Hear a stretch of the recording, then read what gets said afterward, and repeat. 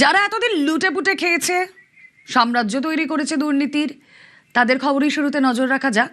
নাজিমউদ্দিন মণ্ডল, হ্যাঁ টুলু মণ্ডল। বীরভূমের বালি মাফিয়া, লালমাটিতে চলতো টুলু সরকার, ব্রিজ তৈরি করে সরকার। বীরভূমে নাকি সেই ব্রিজও তৈরি করতে চেয়েছিলেন টুলু মণ্ডল।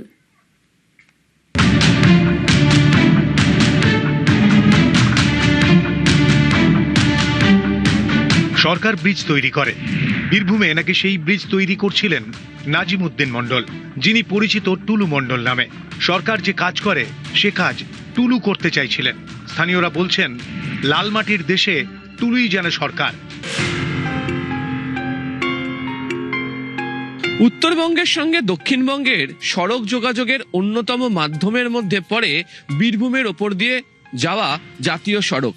যে জাতীয় সড়ক সিউড়ির তিলপাড়া ব্যারাজের ওপর দিয়ে চলে গিয়েছে। 1951 সালে ময়ূরাক্ষী নদীর ওপর তৈরি হয় এই তিলপাড়া ব্যারাজ। পরে ব্যারাজের উপর দিয়ে তৈরি হয় রাস্তা। এই রাস্তা 14 নম্বর জাতীয় সড়কের অংশ। গত বছর সংস্কারের কারণে কয়েক মাস এই তিলপাড়া ব্যারাজ বন্ধ রাখা হয়। ব্রিজ বন্ধ থাকায় বিপাকে পড়েন টুলু মণ্ডল। ঘুরপথে নদী পার করতে হয় তাঁর ট্রাক ডাম্পারগুলিকে।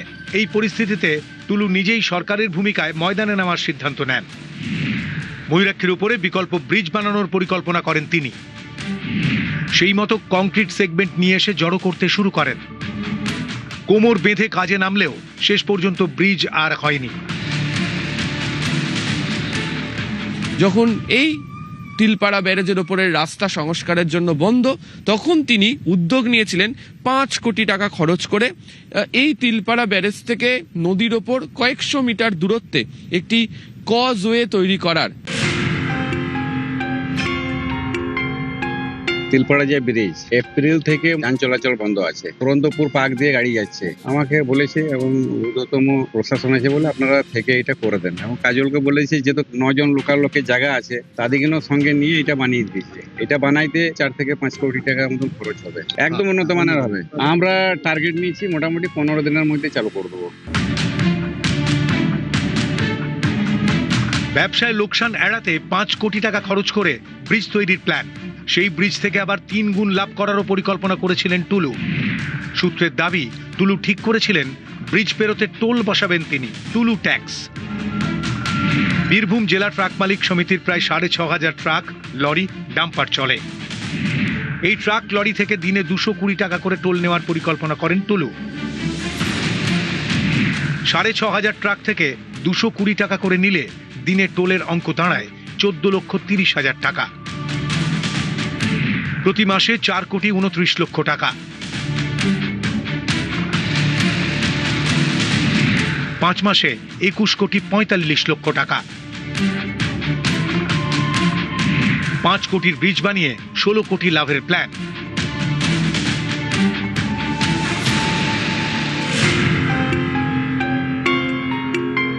নদী পেরোতে ব্রিজ বানায় সরকার।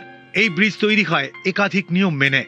যখন সেতুই তৈরি করা হবে, তাতে যেন স্বাভাবিক গতিতে থাকা জলের প্রবাহে কোনো ধরনের বাধা তৈরি না হয়, এই সমস্ত কিছু দেখার পরে অনুমতি দেওয়া হয়।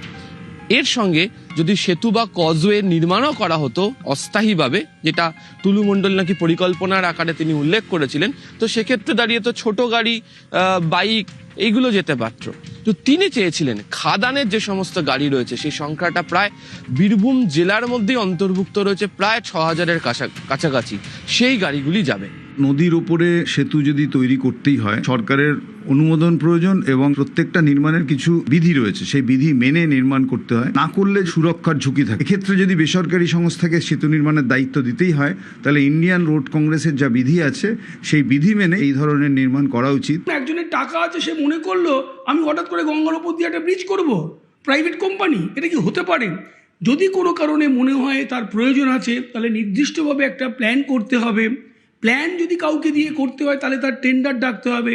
যদি সেচ দপ্তর নিজেরা প্ল্যান করে থাকে তাহলে কনস্ট্রাকশনের জন্য টেন্ডার করবে, সেখানে প্রাইভেট কোম্পানি আসবে, তারা করবে। এখানে এগুলো কোনোটাই হয়েছে বলে মনে হচ্ছে না। অভিযোগ, এই সব নিয়মকে বুড়ো আঙুল দেখিয়েই ব্রিজ বানাচ্ছিলেন টুলু মণ্ডল। পুরো অ্যাডমিনিস্ট্রেশন টুলু চালাচ্ছিল।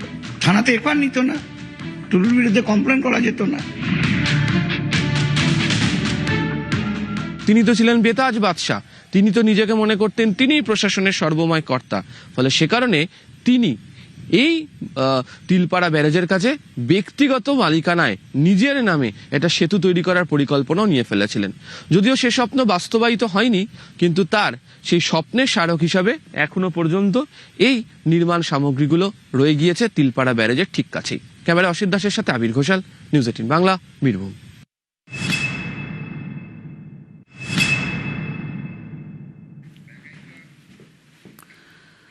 নজরে টুলু মণ্ডলের পার্কিং গ্রাউন্ড, পর্দাফাঁস টুলুর পার্কিং সাম্রাজ্যের। মোহাম্মদ বাজার থানার সামনে টুলুর পার্কিং গ্রাউন্ড, ছবি দেখলে না চমকে উঠবেন। পার্কিং গ্রাউন্ডে মজুদ হাজার হাজার সিমেন্টের বস্তা। পার্কিং গ্রাউন্ডে দাঁড়িয়ে একাধিক এমএসপি ডাম্পার। টুলুর এই ঘাঁটিতেই চলতো ডিসিআর ছাপানোর কাজ। পার্কিং গ্রাউন্ড থেকেই খাদান চালানোর অভিযোগ। ঠিকাদারি ব্যবসার কাজ চলতো এই পার্কিং গ্রাউন্ডে।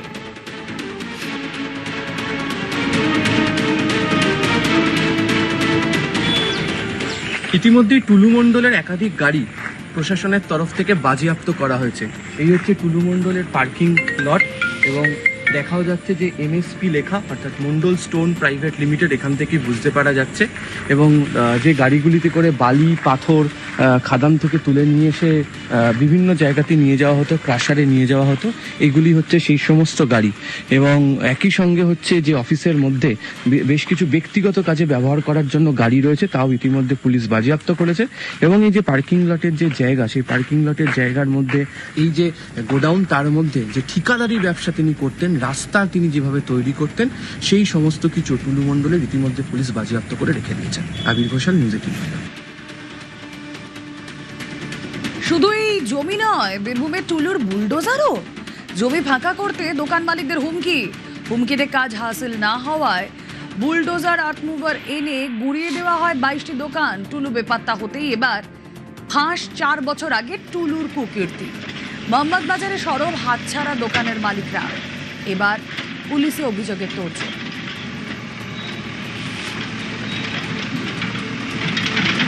আপনাদের দোকান কোথায় ছিল? মমতা বাস স্ট্যান্ডের কাছে। পুরনো দোকান, 38 বছর। তো সেই দোকান এখন কি অবস্থা, আছে না নেই? নেই, পুরোপুরি ভেঙে দিয়েছে, একদম ধূলিসাৎ করে দিয়েছে। কে ভাঙলো? টুলু মণ্ডল।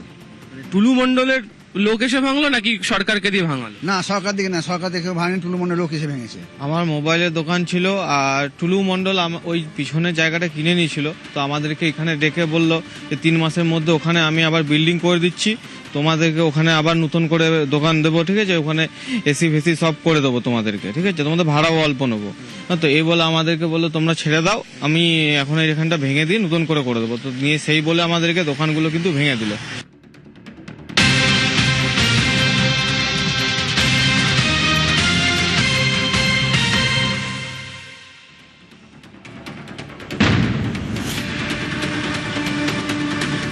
টি কোম্পানি যোগে বাদশাহী বিয়ে। টুলুর মেয়ের পর এবার দেখাবো আরো একটা বিয়ের ছবি। ভাগ্নের এলাহি বিয়ের ছবি। মেয়ের বিয়েতে কত? 150 কোটি। আর জলের মতো টাকা ঢেলে মেয়ের বিয়ের পর ভাগ্নের বিয়েতেও টাকা খরচ। মেয়ের বিয়ের ছবি তো আপনাদের দেখিয়েছি, রিসেপশনের ছবি দেখিয়েছি, রাজপুত্র রাজকন্যার বিয়ে, বিয়ের মতো রিসেপশনে এলাহি আয়োজন। এবার সামনে টুলুর ভাগ্নের চোখ ধাঁধানো বিয়ে, সেখানেও টাকা খরচ হয়েছে জলের মতো।